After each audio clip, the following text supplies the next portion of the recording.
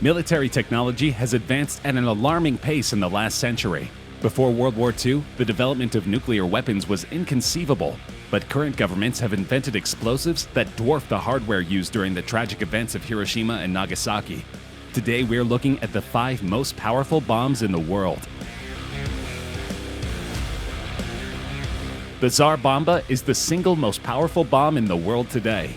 In fact, Tsar Bomba is the Western nickname for the Soviet RDS-220 hydrogen bomb. Detonated by the Soviet Union on October 30th, 1961, Tsar Bomba is the largest nuclear device ever detonated and the most powerful man-made explosion in history.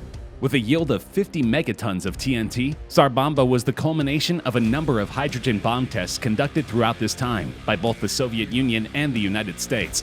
The bomb was 8 meters long, had a diameter of nearly 2.6 meters, and weighed more than 27 tons. It was physically very similar in shape to the Little Boy and Fat Man bombs which had devastated the Japanese cities of Hiroshima and Nagasaki a decade and a half earlier. However, the Tsar Bomba yield was approximately 1,570 times more powerful than the yield of the bombs dropped on Hiroshima and Nagasaki combined, and 10 times more powerful than all of the conventional weapons exploded during World War II. Tsar Bomba also represented 25% of the estimated yield of the Krakatoa volcanic eruption of 1883, and 10% of all nuclear tests by that point. By comparison, the B-41, the largest United States nuclear weapon, had a theoretical yield of 25 megatons.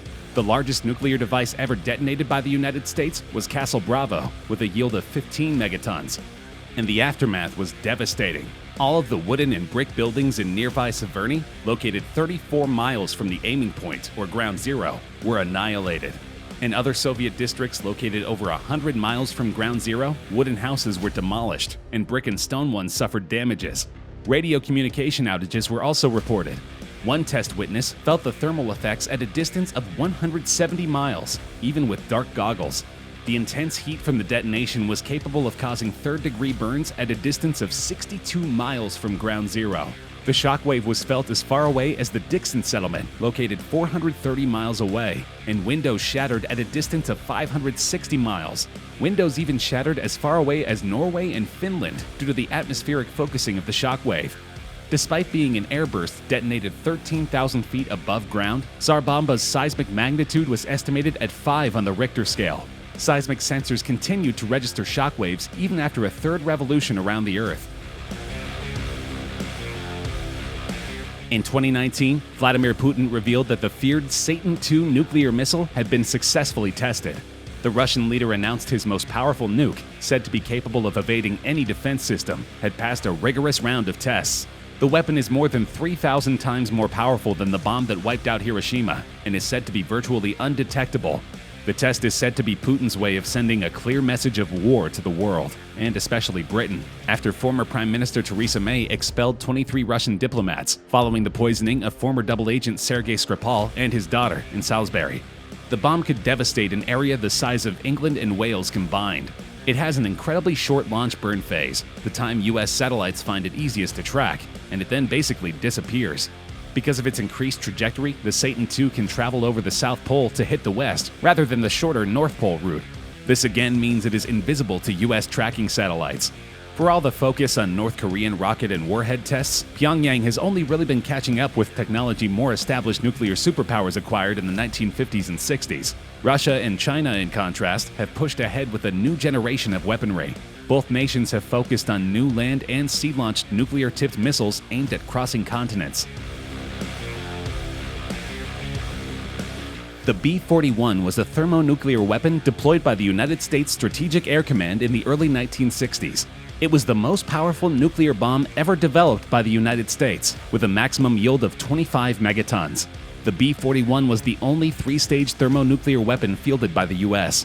About 500 bombs were produced between 1960 and 1962, remaining in service until July 1976. The development of Mk-41 began in 1955 to fulfill the U.S. Air Force's requirements for a Class B bomb.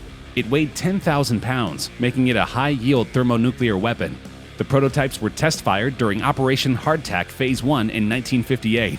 The 3-stage thermonuclear weapon was primarily boosted by deuterium-tritium and believed to have used lithium-6 deuteride fuel for fusion stages.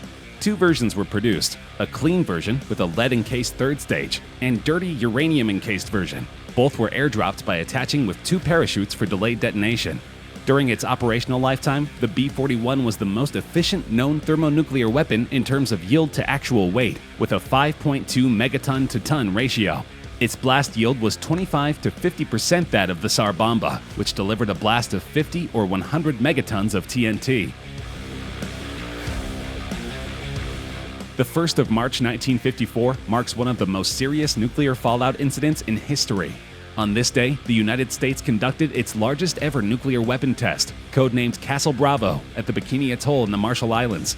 Bravo was part of Operation Castle, a nuclear test series designed to develop an aircraft-deliverable thermonuclear weapon. Due to a design error, the explosion reached a yield of 15 megatons, making it 2.5 times larger than expected, and more than 1,000 times as powerful as the Hiroshima bomb. Radioactive fallout from the test spread over more than 11,000 square kilometers. Traces of radioactive material were detected in Australia, India, Japan, the United States, and Europe. The Bikini population had been forcefully moved to other atolls prior to the start of the U.S. nuclear testing program in the Pacific, with the Able test in 1946.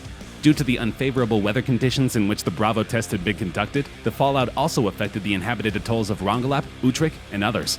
In addition to uprooting people who had lived on Bikini Atoll for millennia and permanently making their home unlivable, the U.S. government was responsible for the deaths of numerous Japanese fishermen who were working waters nearby. This started a diplomatic standoff with Japan and led many people to criticize America's cavalier attitude toward nuclear war. The bomb weighed approximately 23,500 pounds and was based on the Teller Ulam thermonuclear weapon design. The explosion occurred at 6:45 a.m. local time. The bomb was in a form readily adaptable for delivery by an aircraft and was thus America's first weaponized hydrogen bomb. Seconds after detonation, a mushroom cloud 4.5 miles wide formed. It ultimately reached a height of 130,000 feet. The explosion left a crater on the ocean floor with a diameter of 6,500 feet and a depth of 250 feet. The Mk-17 was the first operational thermonuclear hydrogen bomb developed by the United States. The Mark 17 had a yield equivalent to 25 megatons of TNT. The total production of Mark 17 was 200, and there were 105 Mark 24s produced, all between October 1954 and November 1955. Design and development began when Los Alamos National Laboratory proposed that a bomb design using lithium deuteride with non-enriched lithium was possible. The Mark 17 steel casing was about 3.5 inches thick. It was 24 feet 8 inches long, 61.4 inches in diameter, and weighed between 41,400 and 42,000 pounds. Much of this was casing weight. The Mark 17 bomb was only 4 feet shorter than a Polaris A-1 SLBM, but weighed half again as much. Size-wise, the Mark 17 was the largest nuclear weapon ever built by the United States. In combat, a gigantic 64-foot diameter ribbon parachute was designed to slow down the big bomb, giving the delivery aircraft time to escape the deadly effects of the thermonuclear explosion.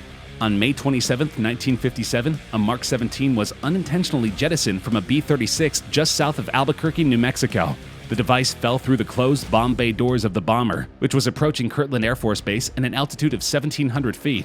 The device's conventional explosives destroyed it on impact, leaving a crater 25 feet in diameter and 12 feet deep. Though a chain reaction was impossible because the plutonium pits were stored separately on the plane, the incident spread radioactive contamination and debris over a mile-wide area. Although the military cleaned up the site in secret, a few fragments of the bomb, some radioactive still, may be found in the area.